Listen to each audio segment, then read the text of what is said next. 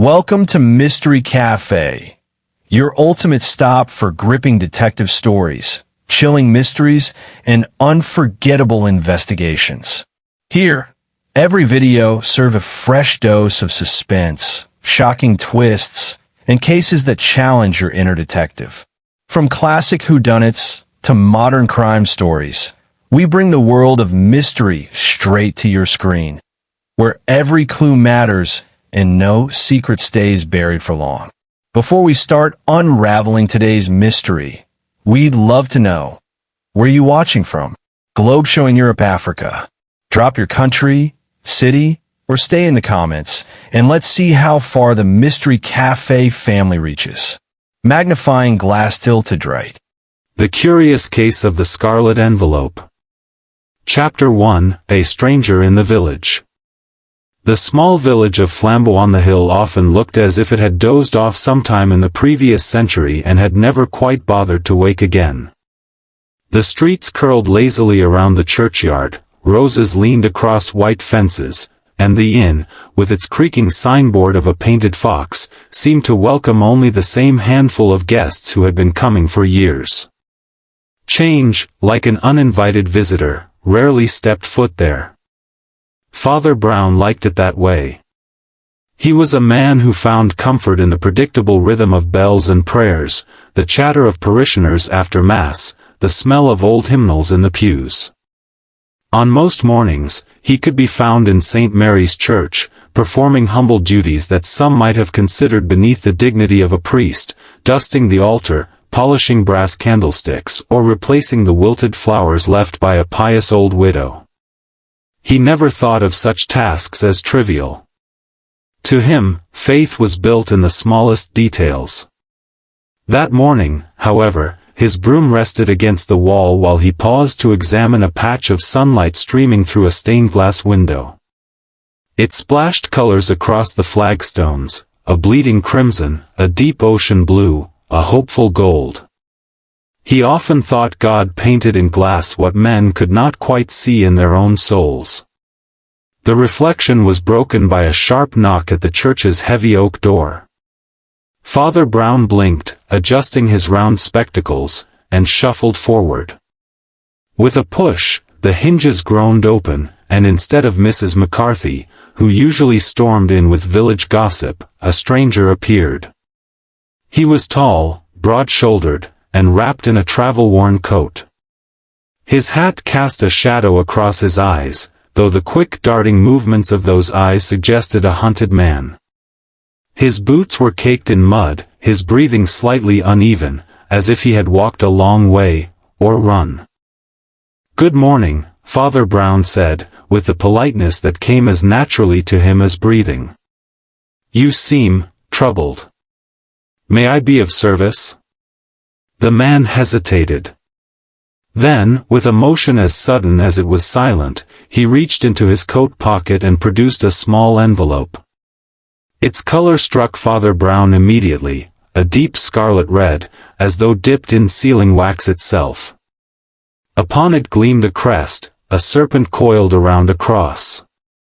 Before Father Brown could form another word, the stranger pressed it into his hand. "Give this only to the rightful owner," he said in a low voice. And with that, he turned on his heel and left the church, his coat flaring behind him. "Wait!" Father Brown called. But the man was already gone. By the time the priest reached the doorway, the village street lay empty except for a cart clattering in the distance. The stranger had vanished as suddenly as he had arrived. Father Brown closed the door slowly, his small fingers tracing the texture of the envelope. Its paper was thick, the wax unbroken. He studied the strange seal. He had read a fair amount of heraldry in his youth, but he could not recall a family that bore a serpent around a cross. Yet something about the symbol tickled his memory, as though he had once glimpsed it in a forgotten book or an old confession whispered in secrecy. He slipped the envelope into his pocket.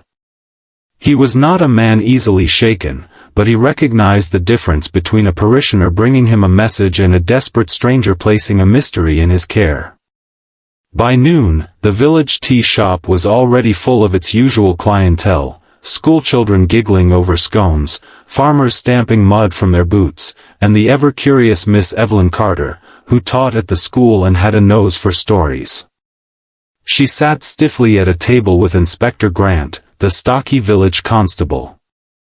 Father Brown, passing by with his umbrella tucked beneath his arm, greeted them with a smile. "Father," Evelyn whispered, her voice charged with excitement. "Have you heard the news?" Father Brown set his umbrella gently by the wall. "News? That depends. The news of heaven or of earth?"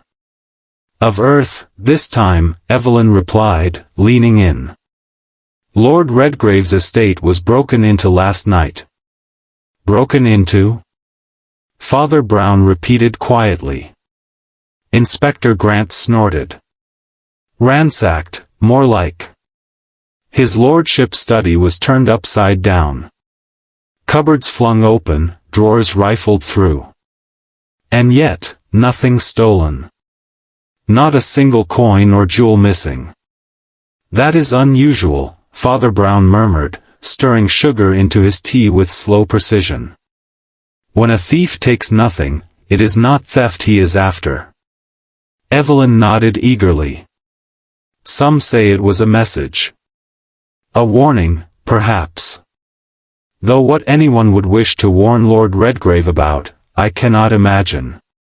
He is not exactly loved, but neither is he often in scandal." Grant leaned back with a skeptical grunt. "What bothers me is this: the butler swears he found a sheet of paper on the desk when he entered. A paper left there deliberately.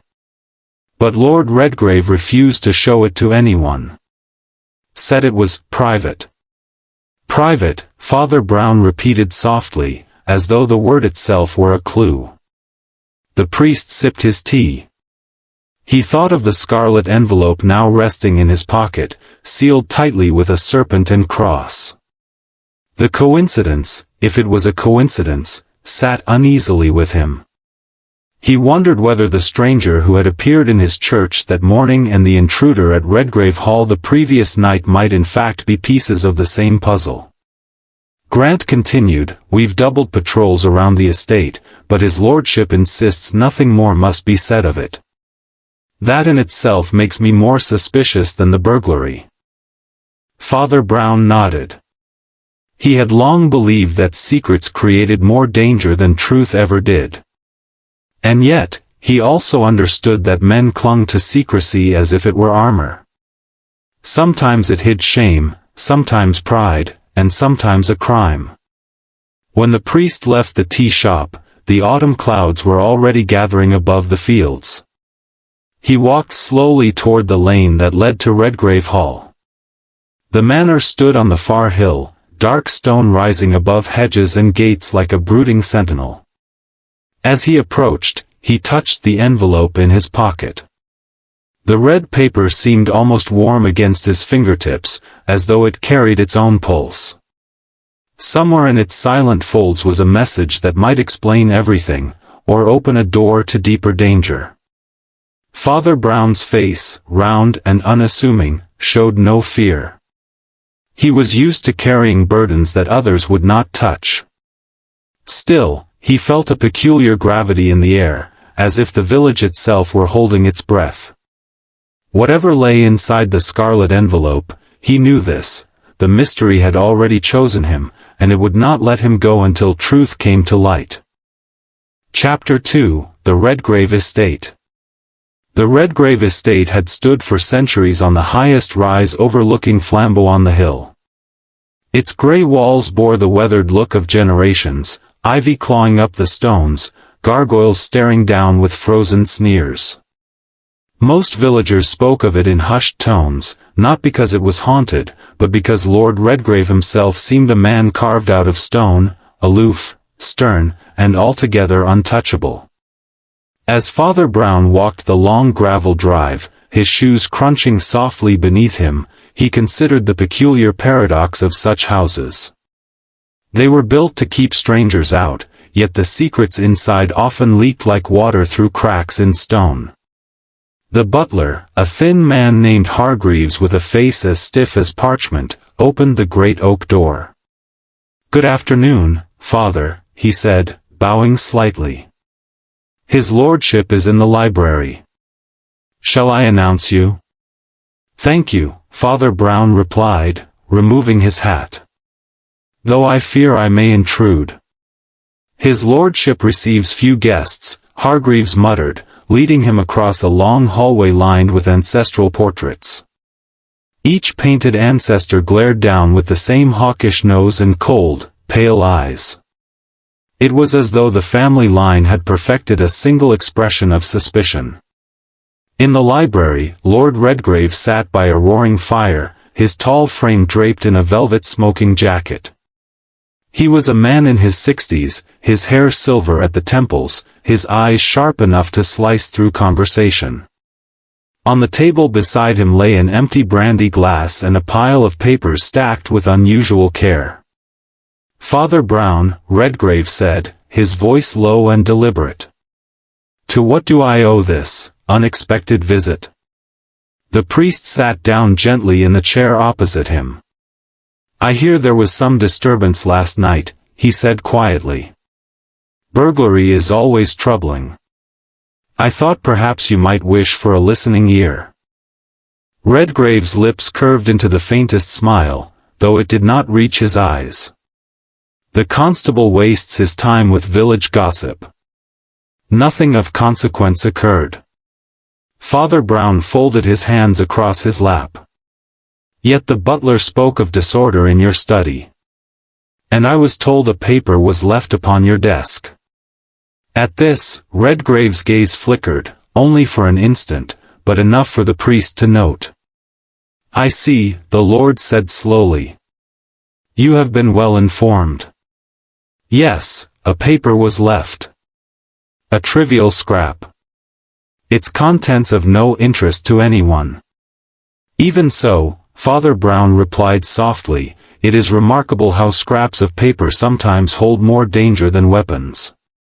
Redgrave chuckled bitterly. "Danger? You cannot imagine how much danger ink can hold, Father." He rose, pacing before the fire, then turned abruptly. "But tell me, what is it you really seek here? Do you, too, believe in some great conspiracy against me?" "I believe," Father Brown said gently, "that no man receives a warning without cause. And sometimes, the cause is not what he thinks." The silence that followed was broken only by the crackling logs. Redgrave's jaw tightened as though he were restraining words. At last, he poured himself another measure of brandy and muttered, "If you knew my family's history, you would not pry so easily." Before Father Brown could answer, the library door opened, and Evelyn Carter stepped in. The schoolteacher flushed slightly, surprised to find the priest there. "Forgive me, Lord Redgrave. I brought the village's sympathy, as no one else dared." Redgrave waved her in with irritation. "Then you've wasted your sympathy. I require none. My affairs are my own." Evelyn's eyes darted to Father Brown, silently questioning whether she should leave. He gave her the smallest nod of reassurance. "I only wished," she stammered, "to say that if someone has threatened you, we ought to stand together as a community. Secrets only breed shadows." The Lord's face hardened. "Miss Carter, you are young and idealistic. But some shadows are older than you can imagine. Best you leave them be." It was then that Father Brown withdrew the scarlet envelope from his pocket. He placed it gently on the table between them. The firelight danced upon the wax seal, the serpent and cross gleaming. Redgrave froze. His hand, which had been steady on the glass, trembled. His eyes widened with something between recognition and dread. "Where did you get that?" he demanded. "A stranger delivered it to me this morning," Father Brown said calmly.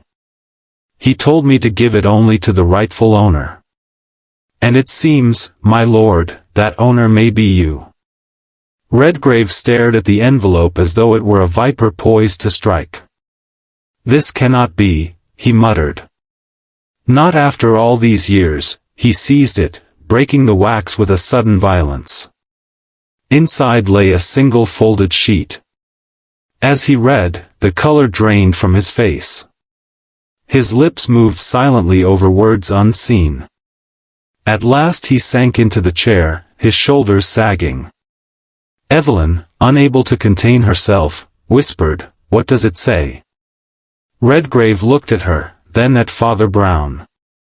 "It says," he began hoarsely, "that the serpent has awakened.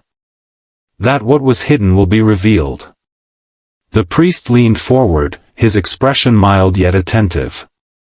"And what, precisely, was hidden?" Redgrave's answer came slowly, like stones dragged from the depths of a river. "A crime. A crime buried by my ancestors. Long forgotten, or so I believed.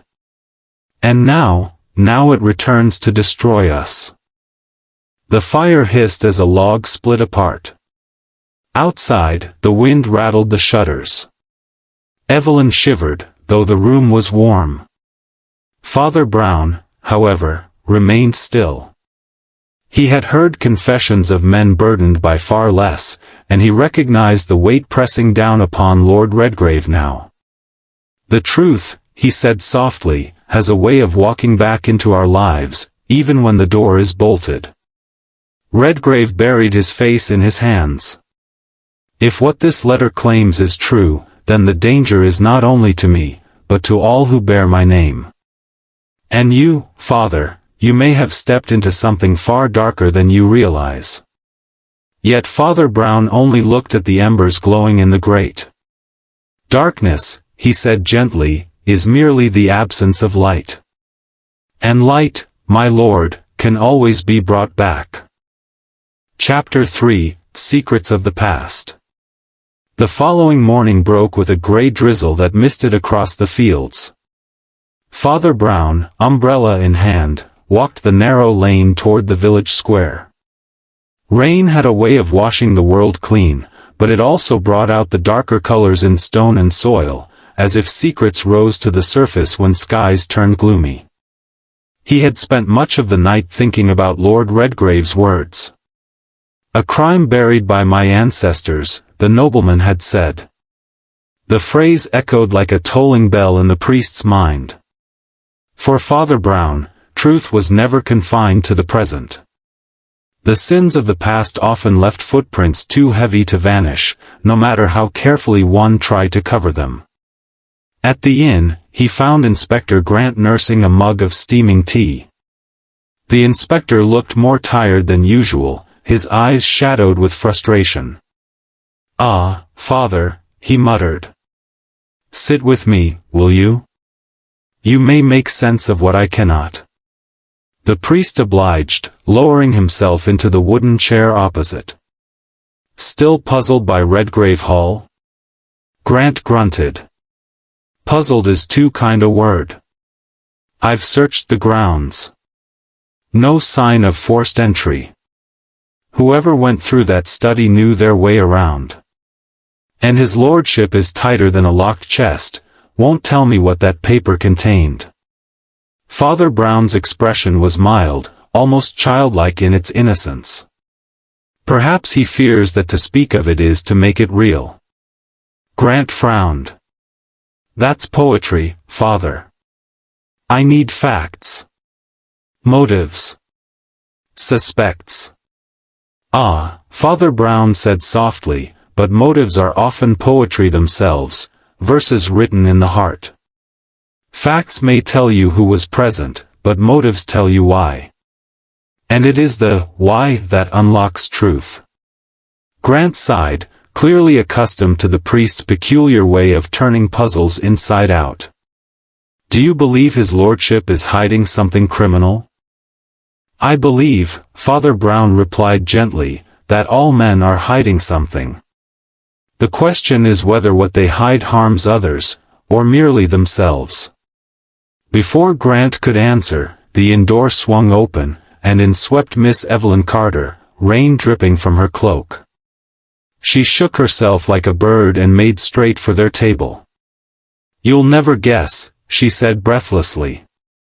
"The archives." Grant groaned. "What now, Miss Carter?" "The school records," she explained. "And the parish register. I've been looking into the Redgrave family.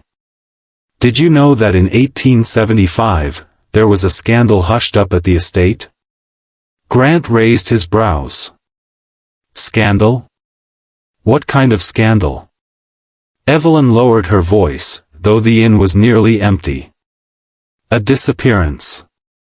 A tenant farmer named Samuel Wade vanished without trace.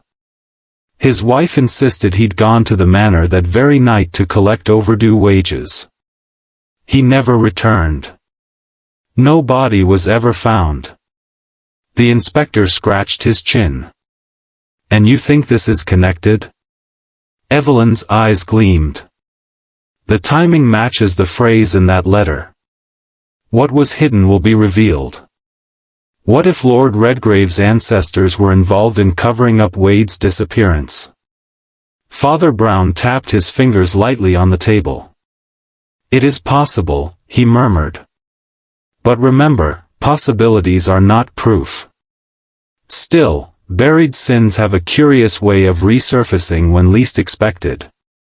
The three of them sat in thoughtful silence until Father Brown rose. "I think it is time I spoke again with Lord Redgrave," he said. "The man carries a burden heavier than he admits. And sometimes, confession, even to one's enemy, is the only relief." That afternoon, the rain thickened into a steady downpour. Father Brown's umbrella sagged under the weight of it as he climbed the hill once more. The gates of Redgrave Hall creaked open reluctantly, as though even the iron wished to resist him. Inside the library, the fire burned low. Lord Redgrave sat in the same chair as before, staring into the embers with a haunted look. He seemed older, more fragile, as though the night had aged him years. "Father," he said without looking up, "I expected you." Father Brown closed the door softly behind him. "Perhaps because you knew I could not rest until I returned." Redgrave gave a short, bitter laugh. "Rest? A luxury denied to my family for generations." The priest drew nearer. "Tell me about Samuel Wade." The Lord's head snapped up, eyes narrowing. "So. You've been digging in the dust of the past." "Not digging," Father Brown replied. "Listening. The past speaks, if one is quiet enough." For a long moment, Redgrave said nothing. Then he leaned back, his hands gripping the arms of his chair. "Yes, Wade vanished. But it was not murder. At least, not proven." "Then what was it?" Redgrave's voice dropped. "My grandfather, the third Baron, was accused of withholding wages from tenants. Wade confronted him, furiously, they say. That night, Wade disappeared. Some believed my grandfather bribed men to silence him. Others whispered of a shallow grave in the woods. But no evidence was ever found. The Redgrave name survived, though it was stained." Father Brown's eyes were gentle but searching. "And you think this scarlet letter is tied to that?" Redgrave nodded grimly. "The serpent and cross were symbols used by those who opposed my grandfather's tyranny. Tenant farmers, radicals. A secret society of sorts. I thought they had vanished with time. But if they remain, then this letter is a warning that the truth will be dragged into light." At that moment, a crash echoed through the hallway. Both men turned sharply. The library door burst open, and Hargreaves the butler stumbled in, his face ashen. "My lord," he gasped. "The study, it's been broken into again." Redgrave leapt to his feet, brandy glass clattering to the floor. Father Brown followed quickly, his umbrella in hand. They hurried down the corridor to the study. The room was indeed a shambles. Books torn from shelves, drawers pulled open, papers scattered across the floor like fallen leaves. Yet again, nothing appeared to have been stolen. Instead, on the desk lay another envelope, this one black as midnight. Redgrave approached with trembling fingers. He broke the seal. Inside, a single line of text read, "The serpent waits at midnight." The fire in the hearth guttered as if the words themselves had stolen its strength. Father Brown bent over the paper, his round face unreadable. "Midnight," he murmured. "Then we have only hours to learn what the serpent truly seeks." Chapter 4, The Serpent at Midnight. The rest of the day passed under a shroud of unease. Word spread quickly through the village that Redgrave Hall had suffered a second intrusion. Though no details were shared with the public, whispers filled the tavern and market square, whispers of old feuds, restless spirits, and the curse of the Redgrave name. Father Brown spent the afternoon walking through the rain-slicked lanes, umbrella in one hand, rosary in the other. He often found that puzzles unraveled themselves best when he allowed silence to guide his thoughts. The black envelope with its stark warning, "The serpent waits at midnight," troubled him more than the scarlet one. The first message hinted at revelation, the second promised action. Whoever sent them was drawing the Redgraves into a confrontation, and confrontation often led to folly. As twilight deepened, he returned to the rectory. Mrs. McCarthy, the housekeeper, was bustling about with her usual sharp remarks about muddy footprints and late suppers.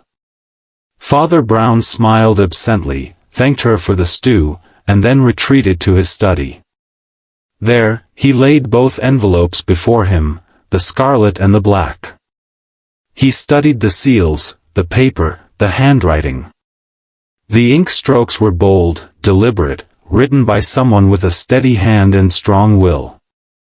Not the scrawl of a reckless prankster, but the mark of a person with purpose. At 10:30, a knock came at the rectory door. Inspector Grant stood there, rain dripping from his hat. "Father, I had a feeling you wouldn't be sleeping tonight. His lordship insists you join us at the hall. Midnight approaches, and he believes you'll see what others cannot." Father Brown nodded. "Then let us go." They rode together in the constable's carriage, wheels crunching over gravel. The night was moonless, the sky heavy with clouds. Only the lanterns on the carriage and the occasional flicker of lightning lit their way. By the time they reached Redgrave Hall, the house loomed like a fortress against the storm. Inside, Evelyn Carter was already there, pacing nervously near the fireplace. "I insisted on coming," she explained when Grant frowned at her presence. "If something dreadful is to happen, I refuse to sit idle while men keep secrets." Lord Redgrave entered then, tall and grim, a silver-topped cane in his hand. He looked every inch the nobleman, but there was a tension in his movements that betrayed his fear. "You've all read the message," he said. "If the serpent comes at midnight, then let us face it together." The household gathered in the great hall. The grandfather clock ticked with solemn authority, its pendulum swinging like a judge's gavel. 11 o'clock struck, then 1:30, and still the storm raged outside. As the final quarter hour approached, the atmosphere thickened. Every creak of the floorboards, every whistle of wind through the shutters, made hearts beat faster. Father Brown, however, seemed strangely serene. He sat in a plain wooden chair, eyes half closed, as if listening to some inner music no one else could hear. At precisely midnight, the clock struck 12. Thunder rolled across the hills. And then, silence. It was broken by a loud crash in the corridor. The group hurried out to find a window shattered, curtains whipping wildly in the gale. On the floor beneath the broken glass lay yet another envelope, this one green. Inspector Grant picked it up, muttering, "They're playing games with us." Lord Redgrave snatched it from him, tore it open, and read aloud. "The Serpent demands justice where the body lies." Evelyn gasped. "The body?" "Then Samuel Wade." Redgrave silenced her with a glare, but his own face was pale as parchment. "This is madness. Wade has been gone for 50 years. No trace was ever found." Father Brown stepped forward, holding out his hand. "May I see it?" Reluctantly, Redgrave passed him the note. The priest examined it with the same quiet concentration he gave to scripture. "Yes," he murmured. "The Serpent demands justice where the body lies. Not if, but where. That means the sender knows the truth, or believes he does." Grant scowled. "Then we'll search the grounds tonight. Lanterns, spades, if there's a grave, we'll find it." But Father Brown shook his head. "A hasty search in a storm will find nothing but mud. The Serpent does not wish for bones to be discovered under the rain. The Serpent wishes for fear to take root. And it already has." Redgrave's voice trembled. "You mean, this is all a performance? To torment me?" "Perhaps," Father Brown said softly. "But performances still reveal their actors. And we must ask, who benefits from your fear? Who profits from dragging Samuel Wade's name from the grave?" Evelyn leaned forward. "Could it be one of the tenant's descendants? Someone who believes the Redgraves wronged them?" Father Brown nodded slightly. "That is possible. Yet revenge often hides beneath the mask of justice. We must be careful to tell them apart." Suddenly, a shout came from the servants' quarters. The group rushed down a narrow passage to find Hargreaves, the butler, standing rigid by a doorway. His face was pale, his hand pointing to the floor.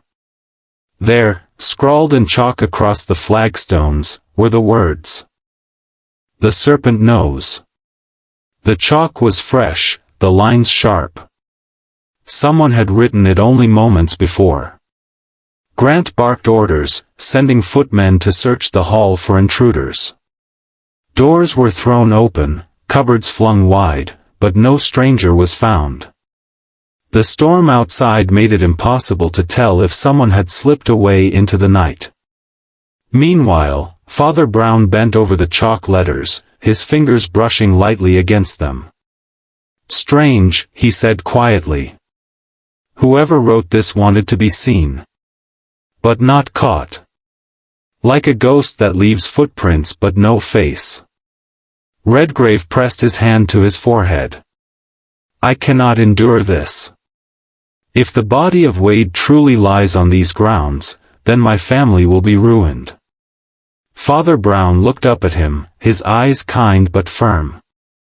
"My lord, truth cannot ruin a man, it only reveals what was already there. What ruins men is the attempt to bury truth." The storm raged on, the candles flickered, and the words on the stone floor glared up at them like an accusation.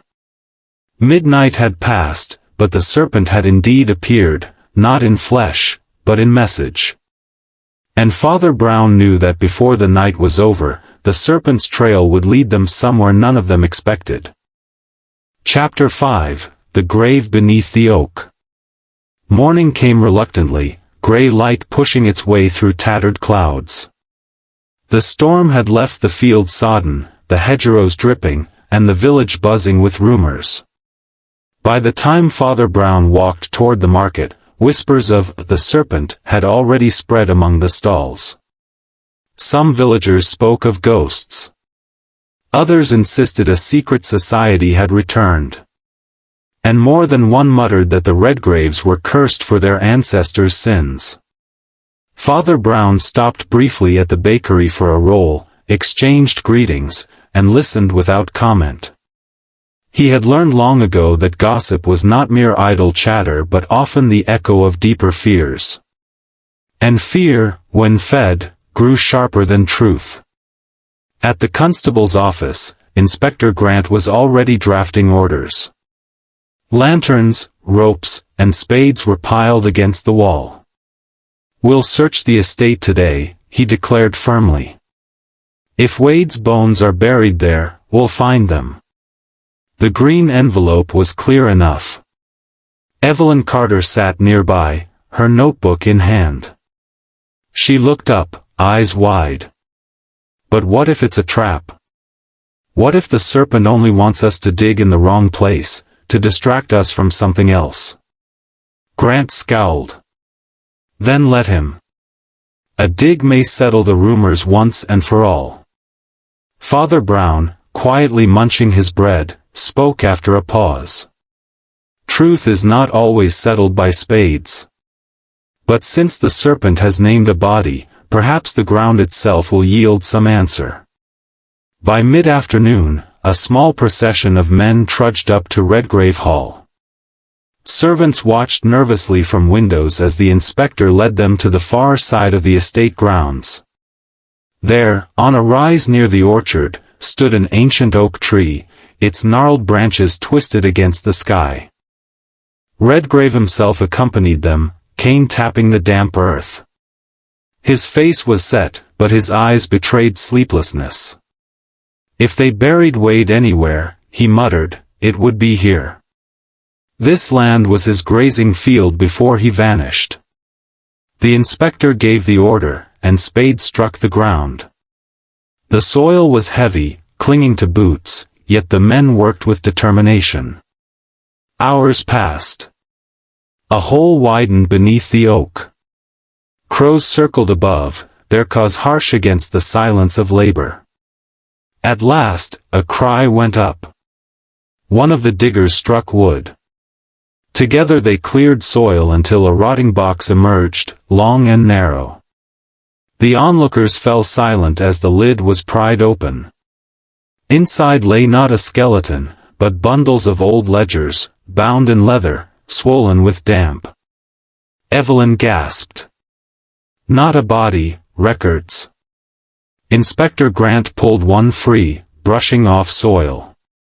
The ink was faded, but the entries were legible, names of tenants, lists of payments, columns of debts. And among them, a final page signed by Samuel Wade. Redgrave's face drained of color. These are the missing ledgers. My grandfather claimed they were lost in a fire. Father Brown bent over the pages.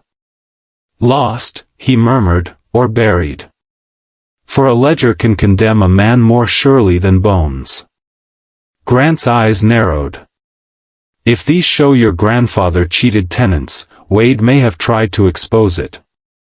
Perhaps he hid these here to keep them safe. Evelyn added, and if he disappeared after, then someone silenced him. The group fell into uneasy silence. The oak creaked in the wind, as though echoing the accusation. Redgrave slammed his cane into the soil. This proves nothing of murder. Yes, my grandfather was a hard man, but these books could be lies, Wade's attempt to ruin him. Father Brown's voice was calm but firm. Numbers rarely lie, my lord. It is men who twist them. But whether Wade forged these or merely kept what was true, someone feared their revelation enough to hide them. Grant closed the ledger. Whoever the Serpent is, he knows more than we do. And he wants these records to destroy the Redgrave name. They carried the box back to the hall, servants whispering behind hands. By evening, the household gathered again in the library. The ledgers lay upon the desk like an unburied corpse. Redgrave poured himself another glass of brandy with a trembling hand. "So this is it," he muttered. "The serpent strikes not with fang, but with ink. My family disgraced by figures in a book." Evelyn leaned forward. But who knew they were buried? Who would unearth them now, after half a century? Grant rubbed his temple. "That's the question. A descendant of Wade? Another tenant's kin? Or someone inside this house who wants the family ruined?" At this, Hargreaves stiffened. "Surely you don't suggest the staff?" But Father Brown interrupted gently. "Do not be so quick to dismiss the obvious. Secrets often dwell closer than we think." The storm had passed, but tension remained like a storm inside the hall. Servants avoided the room, unwilling to be near the ledgers. Redgrave sat brooding, Evelyn scribbled in her notebook, and the inspector sharpened questions in his mind. Father Brown, however, remained quiet. He gazed into the fire, spectacles glinting, as though studying patterns in the flames. At last he spoke. "The serpent has not finished. He has drawn us step by step, scarlet, black, green, each color carrying meaning. Red for blood, black for death, green for the earth. Each envelope brings us closer to the root of the matter. And I suspect another will follow." Evelyn shivered. "Another color?" "Yes," Father Brown said softly. "And when it comes, we must be ready. For then, the serpent will strike not only with fear, but with truth." The grandfather clock chimed 9. Outside, owls called across the fields. Somewhere in the distance, a dog barked, then fell silent. In that silence, Father Brown felt the weight of the mystery pressing nearer. The serpent had shown them where the ledgers lay. The next step, he knew, would be darker still. For if numbers could shame the living, bones could still accuse the dead. And he feared that before long, Samuel Wade himself, or what remained of him, would rise from the shadows of history. Chapter 6, The Bones in the Chapel. The night after the discovery of the ledgers was one of uneasy dreams for nearly everyone in the village. For Father Brown, it was not sleep but long reflection that kept him awake. He sat at his desk, lamp burning low, as the rain tapped faintly against the window panes. Before him lay the 3 envelopes, their colored seals broken yet still potent in their symbolism. Scarlet, black, green. Blood, death, earth. Each had brought them closer to a truth that could not remain hidden forever. Father Brown suspected a 4th message would come, one that would demand a reckoning. He whispered a quiet prayer, not for his own safety, but for the souls entangled in a web spun long before they were born. By morning, Inspector Grant arrived at the rectory, looking more grim than usual. "Father," he said, "we found another letter." The priest closed his prayer book. "And the color this time?" Grant hesitated, as if the answer disturbed him. "White. Placed on the altar of the old Redgrave Chapel." Father Brown rose immediately, reaching for his hat. "Then we must see it." The Redgrave Chapel stood at the edge of the estate grounds, half ruined, its roof sagging, ivy creeping over the stone. Once it had been a private place of worship for the family, but it had fallen into neglect as the generations passed. Villagers claimed owls nested in its rafters and that shadows lingered there longer than they should. Inside, the air was cold and damp. The altar, cracked but still standing, bore a single envelope, stark white against the gloom. The seal was the same serpent coiled around a cross. Grant broke it open carefully and read aloud. "Justice sleeps in the chapel. Wake it, and truth shall rise." Evelyn, who had followed them despite Grant's protests, clasped her hands. The chapel, perhaps Wade is here? Grant gestured to the flagstones. Spades again. We'll dig. But Father Brown stepped forward, kneeling by the altar. His small hand pressed against the stone. Not spades, Inspector. Not yet. The Serpent has guided us step by step, never plainly, always through symbols. If Wade's body lies here, it is not beneath the floor, it is within the chapel itself. He rose, eyes scanning the shadowed walls. Candles, long melted, clung to rusted holders. Cobwebs stretched across forgotten pews. Then he stopped before a carved panel behind the altar, a panel depicting Saint Michael and the Serpent. The Serpent's eye, unlike the rest, was a small brass fitting. Father Brown touched it gently. It shifted under his finger. With a creak, the panel swung outward, revealing a hollow cavity. Inside lay a bundle wrapped in rotted cloth. When Grant pulled it free and unwrapped it, the group recoiled. Bones tumbled onto the flagstones, human remains, brittle with age, yet unmistakable. Evelyn whispered, "Samuel Wade." Grant swallowed hard. So it's true. Murder, hidden in the very house of God. Redgrave, who had joined them reluctantly, staggered back against a pew. His face was ashen. My family built this chapel. And it became a tomb. Father Brown bent over the bones with quiet reverence. He made the sign of the cross and murmured a prayer for the dead. Then, softly, he said, "The Serpent wished us to find him. And now we must ask, who placed him here? And who has waited half a century to reveal it?" Grant muttered, "The Serpent Society, or a descendant who wants vengeance." Evelyn shook her head. But how could they have known the exact place, after so many years? Father Brown adjusted his spectacles. Unless the Serpent is not a stranger, but someone who has always known. Someone close. All eyes turned toward Redgrave. He bristled. "You think me guilty?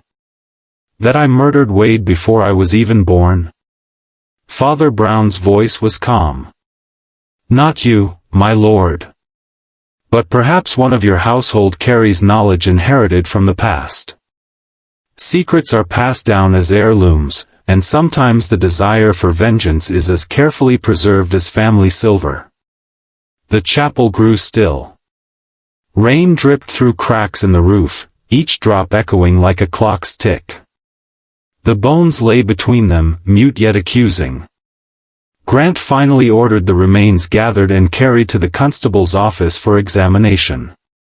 But the message was clear: Wade had indeed been murdered, and the Redgrave family's shadowed history was no longer rumor.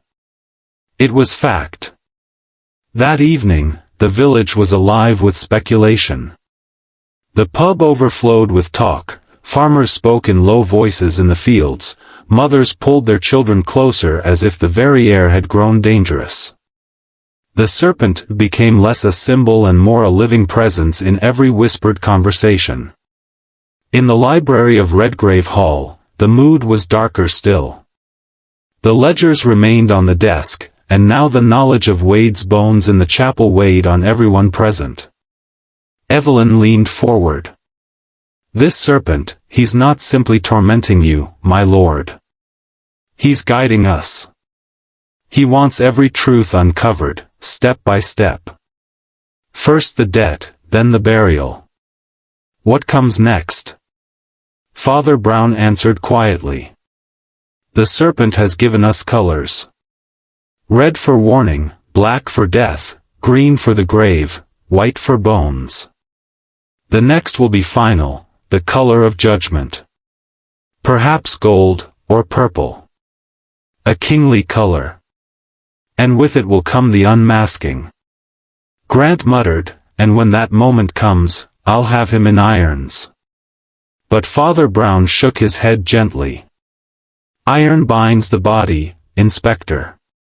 It is truth that binds the soul.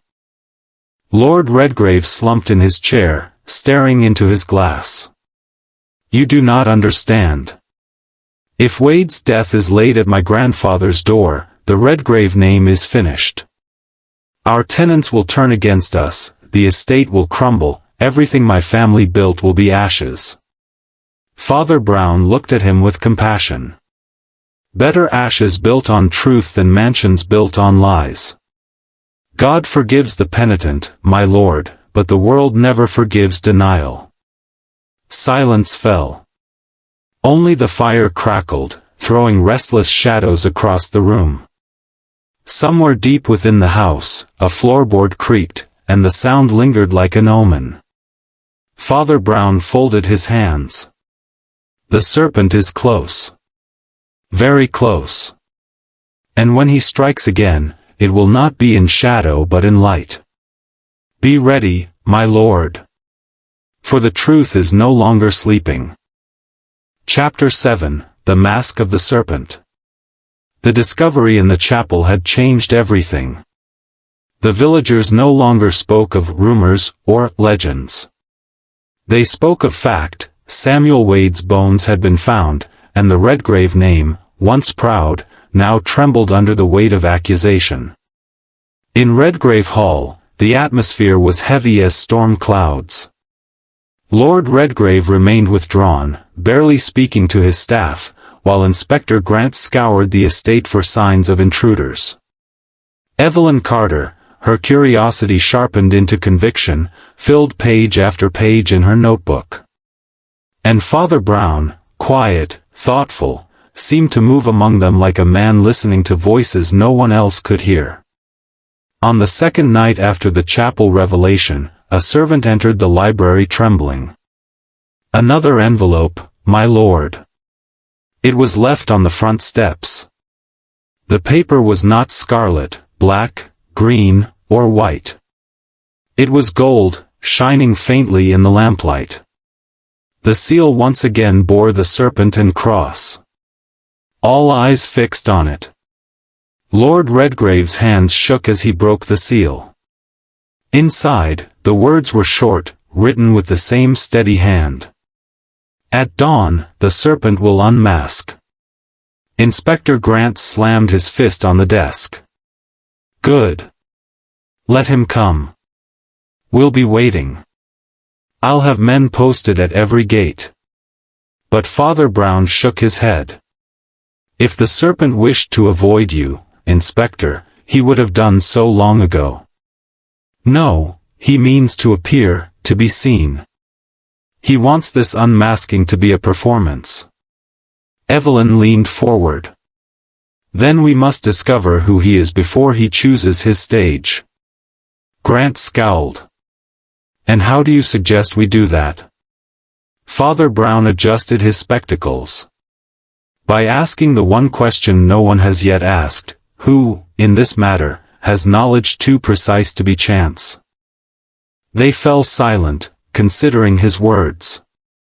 The serpent had known of the ledgers, buried deep beneath the oak. He had known of Wade's bones hidden in the chapel cavity. Such knowledge could not come from an outsider. It had to belong to someone close, someone who walked the estate as if it were his own. Evelyn whispered, one of the household. Grant's eyes narrowed. The staff. Perhaps the butler, Hargreaves. He has served the family longer than anyone. Redgrave stiffened. Impossible. Hargreaves is loyal to the bone. Loyalty, Father Brown said softly, sometimes hides resentment more dangerous than hate. But let us not accuse too soon. There is also Evelyn's point, the serpent wants an audience. He will not be satisfied until we all know who he is. The golden envelope lay on the desk like a gleaming promise. Dawn would bring revelation. The hours passed slowly. A restless hush gripped the hall. At midnight, the storm returned, wind rattling the shutters. Father Brown wandered the corridors, his umbrella under his arm, as though waiting for something only he could hear. At last, he paused outside the servants' quarters. Through the door, he heard muffled voices, anxious, hurried. He tapped softly, then entered. Inside, Hargreaves stood with two younger footmen, his face pale. They fell silent at once. "Forgive me," Father Brown said gently. "I seem to intrude. But I wondered, how long have you served the Redgraves, Hargreaves?" The butler straightened, voice steady but eyes wary. "Since my youth, father. As did my father before me." "Ah," Father Brown murmured. "So you carry not only the family service, but its memory. Tell me, have you ever heard whispers, passed down, of Wade's disappearance?" A flicker crossed the man's face. He looked away. "Whispers are dangerous, father." "Indeed," the priest replied softly. "But silence can be more dangerous still." He left them without another word, but he carried the weight of that flicker with him. At dawn, the household assembled in the great hall. The storm had cleared, leaving a pale sky streaked with gold, as though the heavens themselves wished to witness what was coming. Lord Redgrave stood tall, cane in hand, though his face betrayed unease. Evelyn clutched her notebook, eyes bright with tension.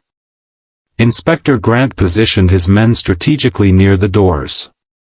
And Father Brown, calm as ever, sat quietly, hands folded on his lap. The grandfather clock struck 6. Its echoes faded. For a moment, nothing happened. Then the library doors opened, and Hargreaves entered. He walked slowly, carrying a final envelope. This one was unsealed, its paper plain, as if the Serpent no longer needed disguise. He placed it on the desk and stepped back. Redgrave tore it open. Inside were the words, "I am the Serpent. The truth is mine." Gasps filled the room. Grant surged forward, grabbing Hargreaves by the arm. "You! It was you all along." The butler did not struggle. His face, usually stone, now burned with decades of suppressed fury. "Yes," he said evenly.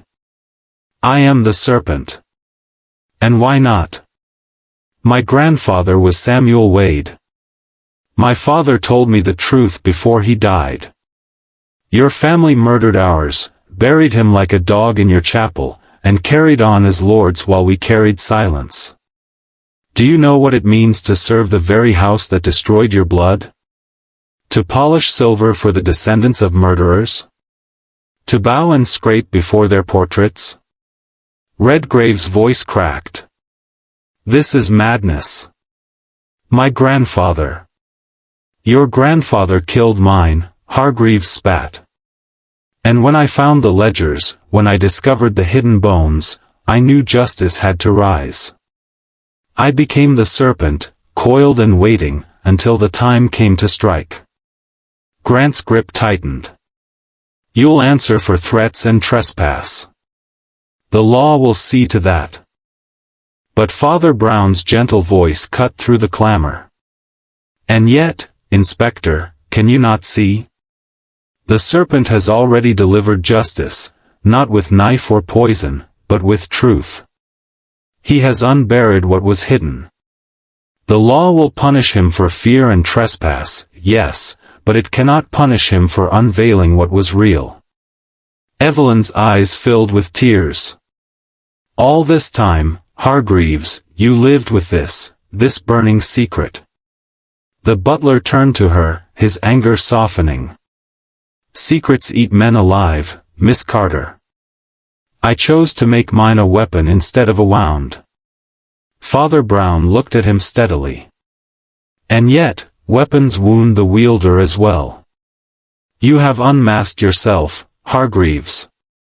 Justice is not yours to hold, it belongs to God.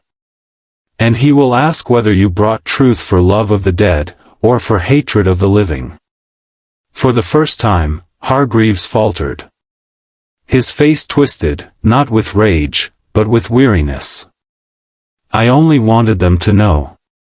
To see. To feel what we felt. The hall fell silent. The serpent was unmasked. But whether he was hero, villain, or something between, none could yet say. And Father Brown, with his quiet certainty, knew that the final chapter was not the unmasking, but the judgment that followed. Chapter 8, The Judgment of Truth. The great hall of Redgrave Manor stood in silence after the serpent's unmasking. Hargreaves, the butler who had faithfully served for decades, was revealed as the avenger who had planted the letters, unearthed the ledgers, and led them to the chapel bones. His words still hung in the air like smoke after a fire, I am the serpent. The truth is mine. Inspector Grant's hand gripped his shoulder, ready to haul him away. Evelyn Carter looked stricken, torn between sympathy and fear. Lord Redgrave's face was pale, his jaw clenched with a mixture of rage and shame. And Father Brown, round and unassuming, sat quietly in his chair, as if he were the only one in the room not surprised by the revelation. At last, the priest rose, his voice calm but clear. Justice has many faces, he said. Sometimes it comes in the courtroom, sometimes in confession, and sometimes in the simple act of truth being spoken aloud. But vengeance, though it wears the mask of justice, is never the same thing. Hargreaves turned, his eyes burning. You dare speak of vengeance, father? My grandfather was murdered. My family was silenced. For 50 years we carried that burden, while the Redgraves drank wine under gilded ceilings. Tell me, what is wrong in demanding the truth be known? Father Brown regarded him steadily. Nothing is wrong with truth. Truth is holy. But the way you chose to reveal it, through fear, through terror, was not holy. You let hatred coil around your heart until you became what you despised, a serpent in the dark. Evelyn stepped forward, her voice trembling. But surely we must have pity. To live with such a legacy, such a wound, who among us would not want to strike back? Pity, yes, Father Brown agreed. And forgiveness, too. But pity is not the same as praise, Miss Carter. And forgiveness does not excuse cruelty. Hargreaves has dragged the truth into the light, but he has also poisoned hearts with fear along the way. That is his sin. Inspector Grant cleared his throat gruffly. Sin or not, he'll answer to the law. Threatening households, trespassing, planting bones and messages, it's more than enough to hold him. The butler gave a bitter laugh. So in the end, I am the only one punished. And the Redgrave name, what of their crime? Lord Redgrave rose at last, his cane trembling in his grip. His voice, when it came, was hollow. The crime belongs to my grandfather. But his blood runs in my veins, and I cannot pretend it does not stain me. Perhaps the name Redgrave deserves to fall. Father Brown shook his head gently. No name deserves destruction simply for the sins of the dead. But neither can a name be cleansed by silence. The Redgraves must bear their history openly, and only then can they move forward. To deny the truth is to be enslaved by it. For a long time no one spoke. The sun had risen fully now, pouring pale light through the tall windows. It caught the gold envelope still lying on the desk, glinting as if to remind them all that the serpent's game had ended. At last, Grant motioned to his men. Take him. Hargreaves did not resist. Yet as they led him away, he turned once more to Father Brown. You speak of truth as if it belongs to God. But it belonged to me. It was mine to reveal. Father Brown's eyes were kind, almost sorrowful. No, my son. Truth never belongs to us. We belong to it. The following week was one of reckoning for the village. News of Wade's bones and the Redgrave ledgers spread beyond Flambeau on the hill, carried by papers and letters. Neighbors spoke openly of old grievances, some accusing the Redgraves of tyranny, others insisting the family had already paid by bearing suspicion for so long. Lord Redgrave, to his credit, did not hide. He ordered the chapel restored and the bones of Samuel Wade buried with dignity in the parish cemetery. The villagers gathered for the funeral, a solemn occasion where poor and noble alike stood side by side. For the first time in living memory, the Redgrave crest did not dominate the gathering, the humble wooden cross did. Evelyn Carter, standing near the grave, whispered to Father Brown, "Do you think this will heal the rift? Or is it too late for peace?" Father Brown adjusted his spectacles, his small face grave. "It is never too late for peace, Miss Carter. But it is always too early for certainty. Healing takes more than a funeral, it takes the daily practice of truth. Let us hope the Redgraves have the courage to live it." She nodded, though doubt lingered in her eyes. Hargreaves, meanwhile, awaited trial. Many villagers pitied him, some even admired his cunning, though few approved of his methods. Father Brown visited him in his cell, carrying only a small Bible and the steady presence of one who did not judge but understood. The butler sat on the narrow cot, his shoulders hunched. "I suppose you've come to preach forgiveness," he muttered. "I've come to remind you," Father Brown said gently, "that forgiveness is not earned, it is offered. And it is not mine to give, but God's. You revealed the truth, Hargreaves, but you also hardened your heart. If you confess honestly, you may find peace, even if the world does not." Hargreaves looked away, silent. The priest rose, leaving the Bible on the cot. "Read it," he said softly. "Not for me. Not even for Wade. For yourself." As summer turned to autumn, life in Flambeau on the hill slowly returned to its rhythms. The market stalls bustled again, children ran through the lanes, and the bells of St. Mary's tolled with their familiar comfort. Yet the village was changed, for truth once buried had been unearthed, and everyone had felt its weight. Evelyn often wrote articles for the parish paper, careful but firm, speaking of justice, compassion, and the lessons of the past. Inspector Grant grumbled that she was too soft, but secretly admitted she had more courage than most. Lord Redgrave, humbled, began opening his estate to the villagers more generously, repairing cottages, forgiving debts, listening where once he commanded. The proud mask had cracked, and through it, perhaps, a more human man began to emerge. As for Father Brown, he remained as he always was, small, round, easily overlooked. He never boasted of solving the case. He never even called it a case. To him, it was simply another instance of the strange way truth surfaced in human affairs, tangled with sin, pride, and the longing for justice. One evening, as the sun set over the hills, Evelyn asked him quietly, "Do you think the serpent is gone now?" Father Brown smiled faintly. "Serpents never truly vanish, Miss Carter. They live in all of us, coiled in pride, anger, and fear. The question is not whether the serpent exists, but whether we choose to feed it, or to face it." She shivered at the thought, then nodded slowly.